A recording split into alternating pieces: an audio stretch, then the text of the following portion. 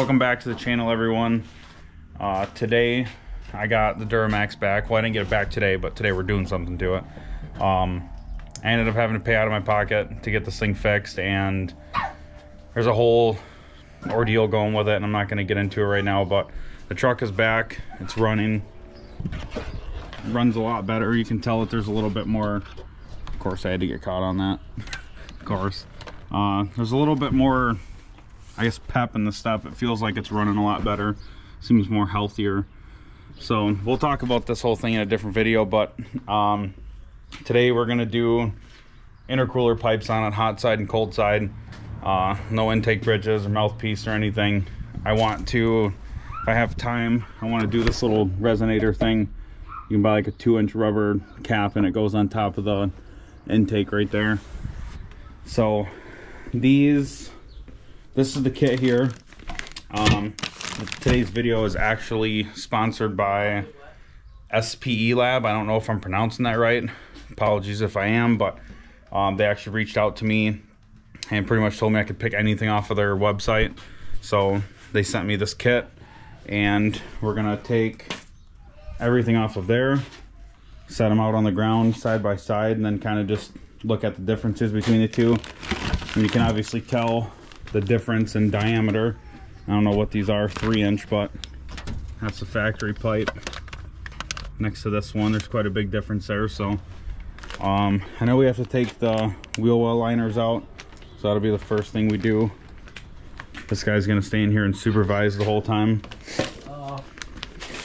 Mostly Duramax related products. Yeah, this company's got quite a bit of, not quite a bit of stuff, but they have a decent amount of stuff for Duramaxes. They got exhaust, EGR delete for power strokes, but yeah, I can put something up on the screen on my phone. I'm kind of going through the website really quick here. The material feels nice. I really do like the way these feel. They're 61 aluminum, and yeah, we'll get into these more before we put them on. We'll do like a little comparison between the two, and we'll get started on this.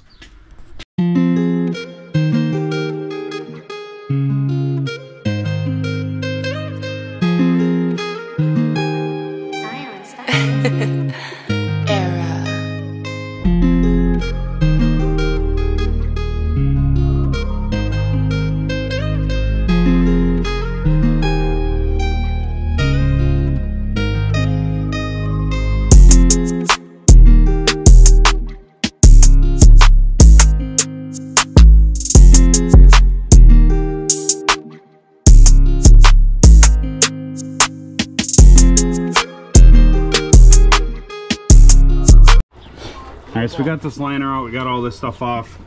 This band, or this clamp up here is kind of a pain to get to. I just used just one small extension and a 11 mil and got it up there, and I just kind of had to ratchet it like small turns. I had it extremely loose and it did not want to come off very well. So I just kind of pried it off with a screwdriver.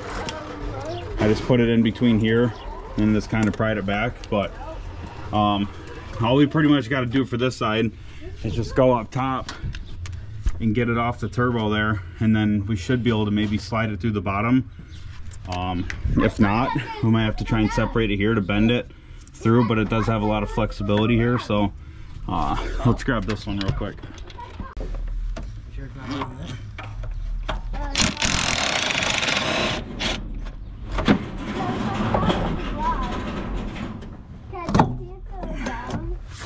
Just like that one pops off here, and hope for the best. I'm trying to wiggle it through.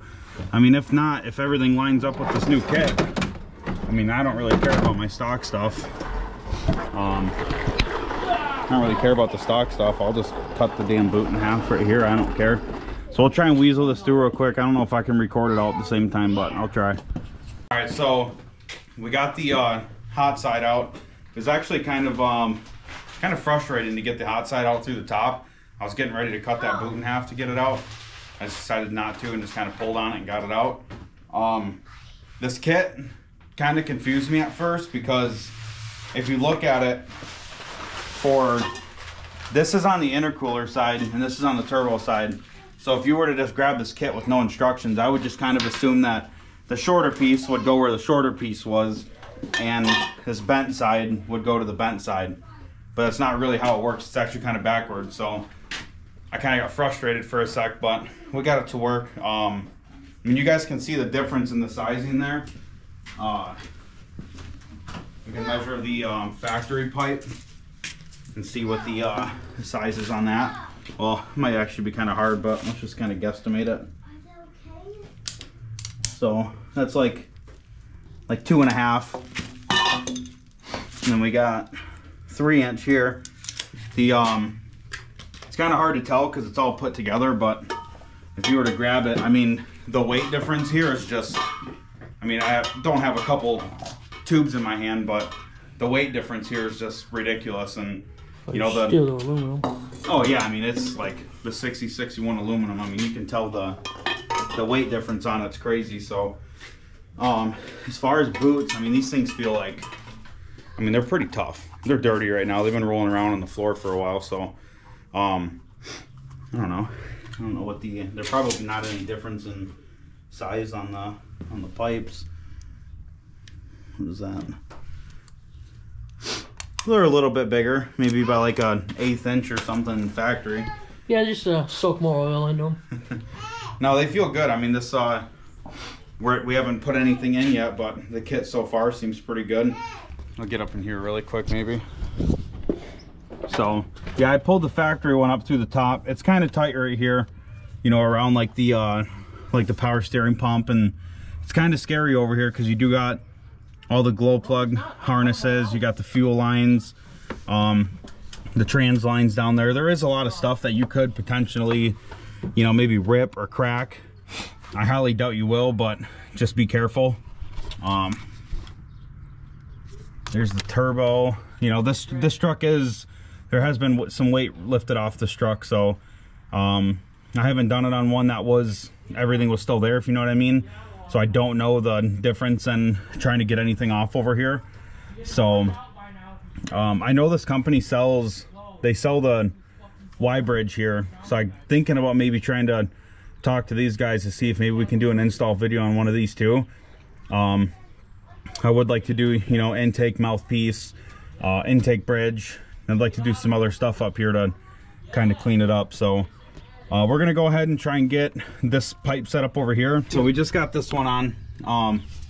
I put the hose clamp on first. Obviously you can't slide it over from one side to the other, and you just kind of got to line it up so you don't hit that radiator bracket right there, because you won't be able to push it on all the way, and you can't really spin them when they're on there. So I'm gonna get this one put in here and try and get it all lined up. You want me to? All right, so we're gonna you got it? try and slide this up through here real quick, and don't forget to put a clamp on that. We're gonna put this one up like this so I can reach over it, and then if you guys just buy the next size leader up motor in a different brand, all your intercooler piping is on the top of the motor. Yeah. Come on. A good trick to doing this is using hairspray. Yeah. But once it dries, it's dried. You better know what you're doing. So we're just gonna kind of leave that hanging there for a sec, and then we're gonna come up here and try and attach it. We got this hot side pipe in. Everything is just kind of loose right now. So I would just say the best way to do this is to get all your boots on and get the pipes lined up, get them to where they gotta go, and then just completely disconnect this T-style clamp here, because in my opinion, you know, they say they're 79 to 87 millimeter. Honestly, if they could do like maybe a 90 millimeter or something, honestly, just a hair bigger, you would probably be able to put it on the boot and then slide your tube in. Because if you have it even all the way out, like one thread off to where it's just gonna separate, you still can't get it on. So not that big of a deal, but like right here with this, you know, this needs to be turned, and you can't get the spring on with the nut on because you can't really compress it too much more. So I have all mine just coming out straight, so that way I can just get a socket on there and ratchet it this way. Same thing up here. I got this one in the back up here. This one's pretty loose just because it's a smaller piece. So This one I have just kind of parallel with the trans tube, and then down here I have these both straight up in the air. I wanted them this way, just so that way that stud right here isn't up against this bracket. So I'm gonna go ahead and tighten all this side down. I'm not putting the liners on until I'm fully done, because I'm gonna kind of like brake torque this, build a little bit of boost, and make sure I don't have any clamps that come off, you know, or tubes. Just make sure everything's good. I don't want no boost leaks. So I'm gonna go ahead and tighten all this stuff up. And again, sorry I can't really record and hold it all at the same time. It's just me, and I got my kids here, so I'm gonna try and get this done. They do look really sweet though, but I did scratch them quite a bit getting them put in, which it's chrome. You know, if I was powder coating them, you know, it would kind of suck, because I would have destroyed the powder coat by now. But I would build this as one piece and slide it up through the bottom. This side's all done. Orientation of these clamps here is not the best, but I kind of put it there for a good reason. So the edge of this clamp is like kind of right on the fuel feed line, and over here, if I was to put it on the back, it would rub up against the brake line. So I kind of just put it in the middle. I actually could not get that spring on there. I couldn't compress this enough, even with pliers, to get the spring on there plus the nut. So I might try it if I have time at the end, but I have ran them like this before and I've never had an issue with them. So everything's done up here. Now I have to get this one off. All right, so we got this liner off here. Same thing as the other side. The best way to do this is you don't have to fully take these two bolts out. I mean, I guess you might have to if you can get these loose up here, but my 3 bolts over here, or the studs, they're gonna snap. I know they will. So the way you have to get this off is there's a little ring around the side. You have to kind of twist it and that'll pop out. But even if I can get that, it's gonna be super hard to try and get the hose clamp on there. So pretty much same thing up here. Like I said, there's just a little ring right here. You just put a screwdriver in here. You can kind of pop it sideways. Then you get your sensor out. So I don't know, I don't think it's gonna make any difference if I can get the air box off, because you can still, I mean, you probably can't see down here, but right down there in between them 2 cracks is where that ring is. So even if I take this off, I don't think I'll be able to get to it that well. So I don't want mine to snap. I kind of want everything to be intact down there still. I don't want that bracket just kind of flapping around, and I don't want the coolant hose to be any less structured as it is. So I'm gonna try and figure out a way really quick.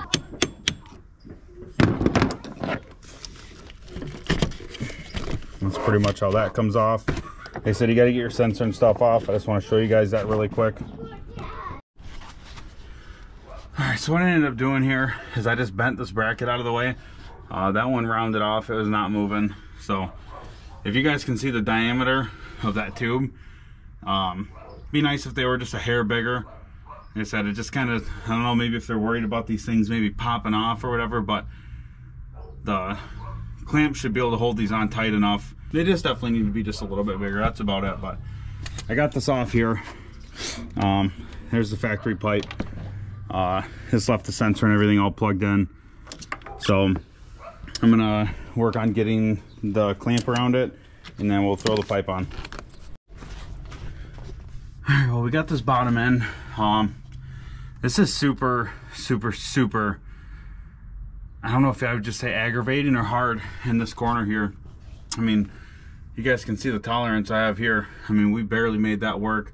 I could have angled it down more, yes, but I'm about to show you why it's pretty aggravating in this corner. So this is kind of what I mean by, you know, they could be just maybe a little bit bigger on the hose clamp side here.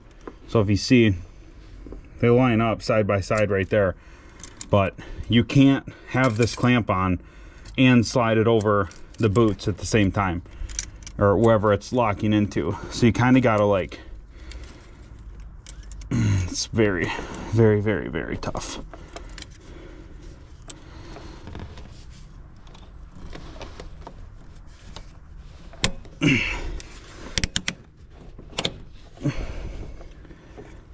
So, I mean, if you go any further back, you won't be connecting there. So this is kind of what I'm talking about. You have to work with both sides of it.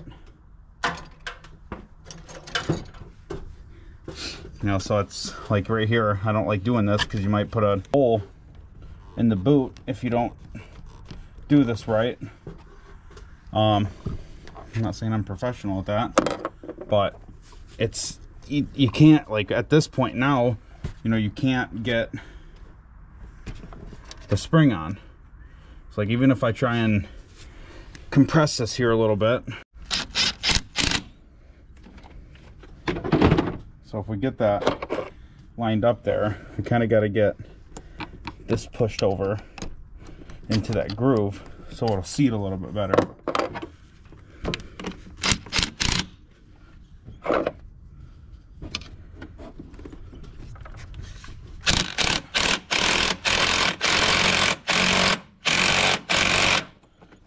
So they're, like I said, it literally is almost impossible to be able to get that spring on there. I don't know, like I said, I have ran them before like this, but pretty much what you're going to do at this point is, if there's so much tension, you know, with this T right here kind of pushing up against that, it's just going to destroy the threads on here. So I'm hoping that we can just get by and just run this.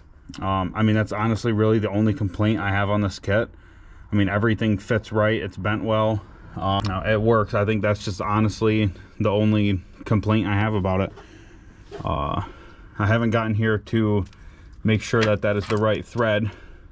I mean, it looks about the same, so we will try and tighten this up. We'll see if we have the